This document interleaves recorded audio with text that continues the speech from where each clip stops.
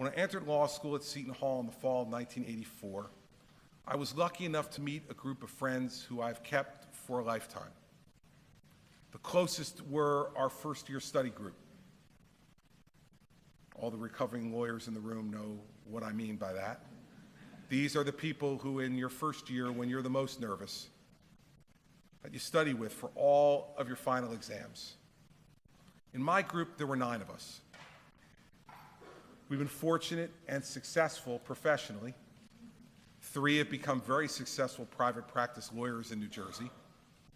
1 is an assistant county prosecutor. 3 are sitting New Jersey Superior Court judges. Wonder how that happened. And 1 became United States Attorney and Governor of New Jersey. We've been blessed personally. All of us have been married, and we have 20 children among us. One of us was particularly gifted. He had the best GPA. He was on the law review. He got a great judicial clerkship after graduation. Then he joined an outstanding law firm. He was the first among us to be named partner of his firm. And in every way professionally, he was an outstanding lawyer and a great success. He married a beautiful and talented woman. Together, they had 3 incredible children. They bought a great home in the New Jersey suburbs, and we all enjoyed family vacations together. We all grew into adulthood together. By the way, he was also the best looking among us, and even as he got older, he was an athlete that kept in great shape. He was an avid runner. In short, he was incredibly annoying. His avid running led to back pain.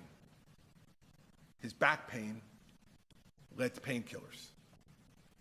And one night I got a call from his wife.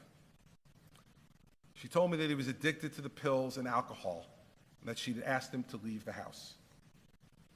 He was living with his parents, and he needed us, his old friends, to have an intervention and convince him to seek treatment. So a group of us went. We convinced him to go.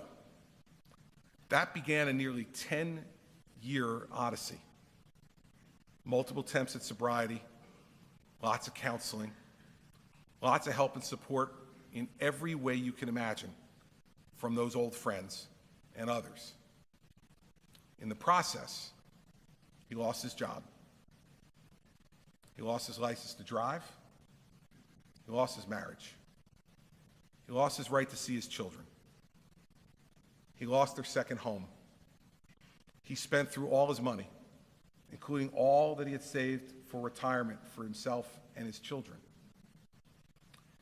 And then 3 years ago this spring, on an early Sunday morning, Mary Pat and I got the call we had been dreading for years.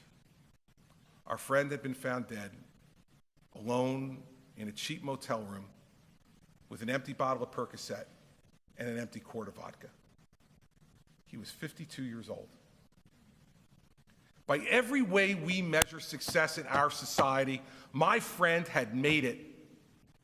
Great education, great career, wonderful wife, beautiful children, fabulous home, plenty of money, good looking, successful. He was the American dream.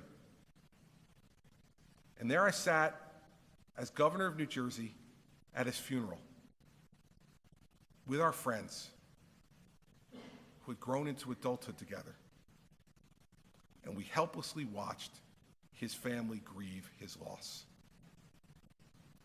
And as I sat there that day, what struck me was, there but for the grace of God go I. This can happen to any of us. Any of us. We have to start treating this disease, not just jailing its victims. We need to give them the tools they need to recover. We need to stop judging and start understanding these simple truths. Every life is precious. Every life is an individual gift from God, and no life is beyond redemption.